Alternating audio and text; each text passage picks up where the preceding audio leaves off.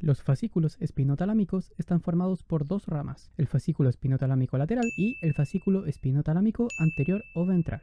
El primero está compuesto por 4 tipos de neuronas. Neuronas de rango estrecho o de clase 1 se encuentran en las láminas 4 y 5 y solo responden a estímulos táctiles inocuos. Neuronas profundas de las láminas 4 y 5 responden a estímulos propioceptivos. Las neuronas de amplio rango o de clase 2 se encuentran en la lámina 5 y responden a estímulos mecánicos, térmicos y químicos de origen cutáneo, muscular y visceral. Las neuronas nociceptoras o de clase 3, localizadas en la lámina 1, solo responden a estímulos nociceptivos de alta intensidad. Los axones de estas neuronas cruzan la línea media de la médula por la comisura anterior para llegar al cordón anterolateral del lado opuesto, donde se hacen ascendentes y van siendo desplazadas superficialmente a medida que se incorporan los segmentos más craneales.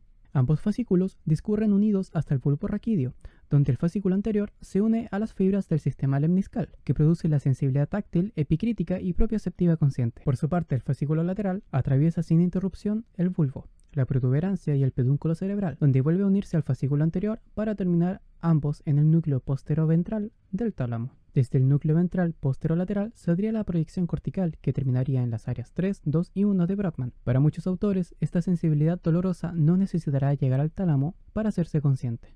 El término piramidal, con el que también se le conoce, hace referencia a su paso por las llamadas pirámides vulvares. La vía piramidal tiene como función los movimientos voluntarios del cuerpo, tanto los movimientos amplios realizados por los músculos proximales de las extremidades, como los movimientos finos dados por los músculos distales de las mismas. Al mismo tiempo, la vía piramidal ejerce un control sensitivo y vegetativo en el organismo. Las fibras del tracto córtico-espinal lateral se hacen proyectar sobre las motoneuronas laterales encargadas de la movilidad distal de las extremidades, mientras que las fibras del tracto córtico-espinal anterior se proyectan sobre las motoneuronas mediales que controlan la musculatura axial y proximal. Desde sus múltiples orígenes en la corteza de cada uno de los hemisferios cerebrales, los axones que constituyen el fascículo córtico-espinal convergen en la corona radiata y la cápsula inerta, y a continuación descienden por el mismo lado del tronco del encéfalo, atravesando los pedúnculos cerebrales, la base de la protuberancia y las pirámides vulvares.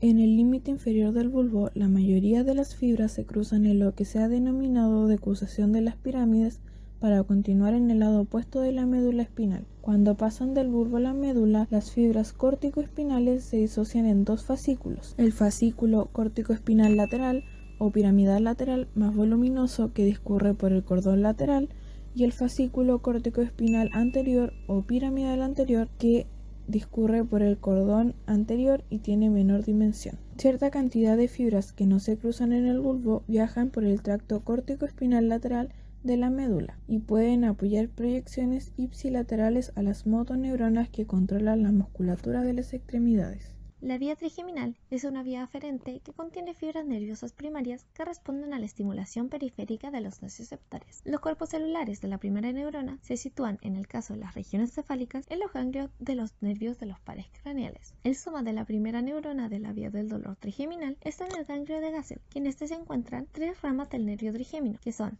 el oftálmico, maxilar y mandibular. En este ganglio contienen una prolongación periférica, que es una terminación libre, y una prolongación central que se dirige al núcleo espinal trigeminal ipsilateral, llevando la información nociceptiva orofacial al encéfalo hacia la segunda neurona de los respectivos núcleos sensoriales. Estos núcleos mencionados anteriormente también reciben proyecciones de otros centros superiores que modulan estas vías. Tanto las fibras descienden al llegar a la protuberancia, formando el tracto espinal del trigémino, al que se unen las fibras aferentes somáticas del resto de los pares craneales, que aportan información nocioceptiva. Las fibras nocioceptivas llegan al subnúcleo caudal, que reciben también fibras de los segmentos cervicales superiores. Los axones de la segunda neurona, ubicadas en el núcleo espinal, se cruzan y ascienden, enviando colaterales a la formación reticular y terminando en los núcleos ventral posterior medial del tálamo e interlaminares. Desde aquí, la información viaja a la región facial, al área sensitiva primaria de la corteza, área 1, 2, 3 de Brodmann, y a otras estructuras corticales y subcorticales, como la corteza insular, que procesa información del estado interno del organismo.